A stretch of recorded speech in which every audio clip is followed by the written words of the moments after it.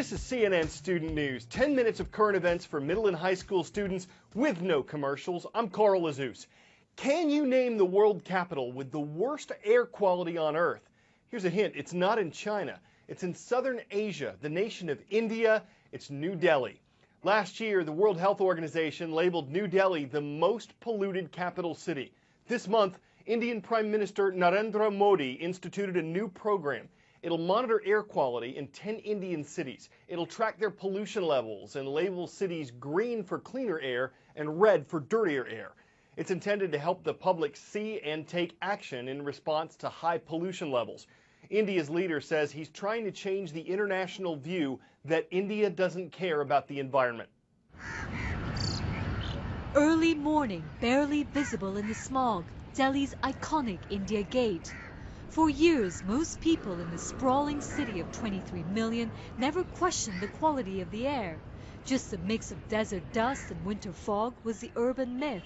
But a 2014 World Health Organization study of 1,600 cities found India's capital has the most toxic air in the world, largely due to the highest concentrations of microscopic particles known as PM 2.5. We go on a rickshaw ride with American scientist Joshua Apte to test the air for ourselves. He's been monitoring Delhi's pollution since 2007. We're looking at levels of PM 2.5 right now that are around 250 to 300 micrograms per cubic meter, so 25 to 30 times higher than that long-term standard that we might care about. But everyone keeps talking about how bad it is in Beijing, but not so much in Delhi. I think that's really just a function of awareness. Levels in Delhi are about 45 or 50% higher than those levels in Beijing. Really? So the standard from the World Health Organization is 10. Typical levels in Beijing are just about 100 precisely. And in Delhi over the past few years, the average has been more like 150. Apte says to the naked eye, Delhi may not appear as bad as Beijing because PM 2.5s are practically invisible, but they're the most damaging to the lungs. As India makes economic development a priority, pollution levels are only set to increase. Studies show some 660 million Indians lose about 3 years of their lives because of the air they breathe. Today's date is exactly 1 year after Boko Haram terrorists kidnapped almost 300 schoolgirls from a campus in Nigeria. Some of them escaped, the rest are still in captivity. Malala Yousafzai is a Nobel Peace Prize winner who is targeted herself for supporting women's education rights. She released an open letter yesterday to encourage the girls and to push the Nigerian government and other countries to do more to find them. To the girls, the letter reads, "Remember that one day your tragic ordeal will end. You'll be reunited with your families and friends. You will have the chance to finish the education you courageously sought." Malala says she looks forward to the day when she can hug them, pray with them, and celebrate their freedom. She also calls the girls her heroes. This roll call segment's for the Birds, specifically the Cardinals. That's because the Cardinals of Monticello, Kentucky are watching. They're at Wayne County High School in the Bluegrass State.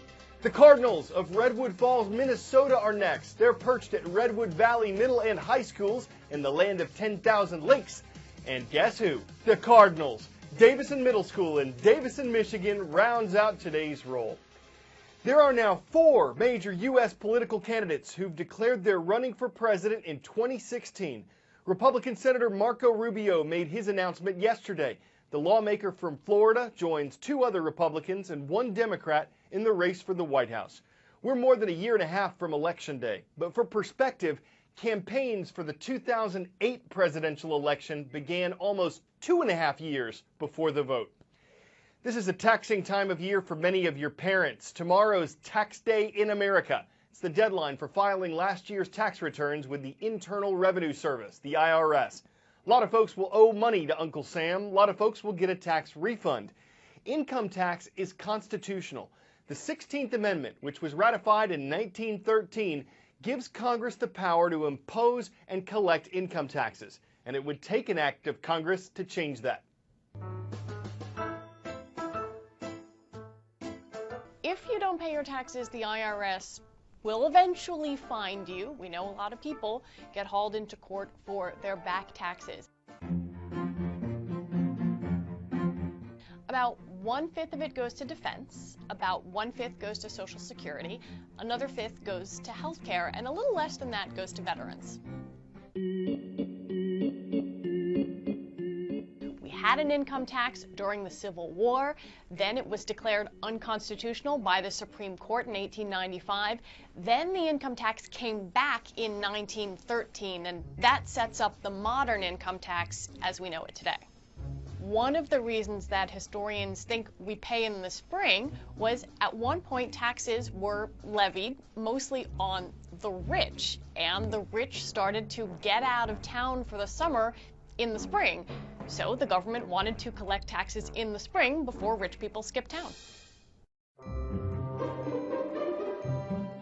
We have a very complicated tax structure, and a lot of it has grown up because interest groups have asked for certain things as our tax laws have been rewritten. The last time it got a full rewrite was back in 1986.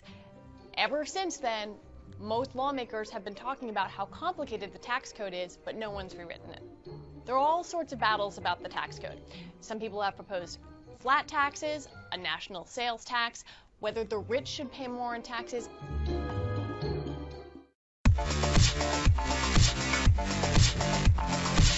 People who don't eat a lot or pick at their food are said to eat like a bird. But do they really? Birds actually eat a lot compared to what they weigh, about half their body weight in food every day. So if you weighed 100 pounds and you really ate like a bird, you'd be eating about 50 pounds of food every day. Now that's random.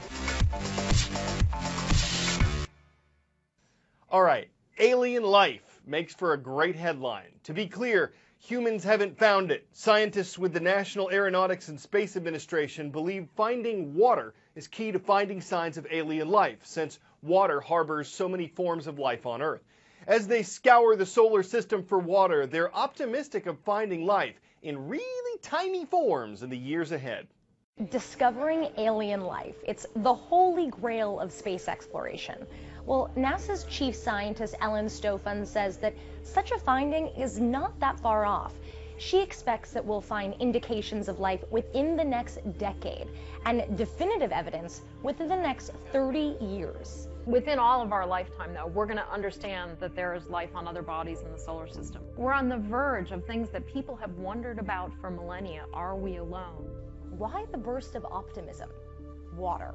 Water is a key ingredient in life as we know it.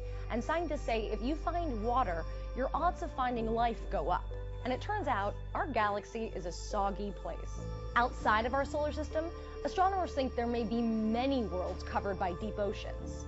So NASA says our galaxy and our solar system are awash in water, and it's just a matter of time until we find life on another planet.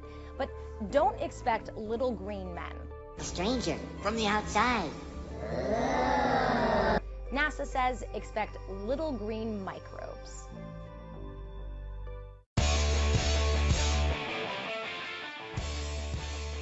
Well, this is something you don't expect when you try out for crew. A rowing team was making its way across a lake in Missouri when something fishy started happening. Asian carp, by the dozens if not the hundreds, started flinging themselves up and around the athletes.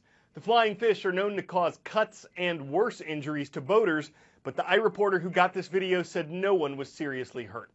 So what's not to like? We wouldn't say everything turned out rosy when the rowers row a rose with Hatch Row, but when you fished out your camera for your very own fin club, you just gotta press row cord and carpe diem.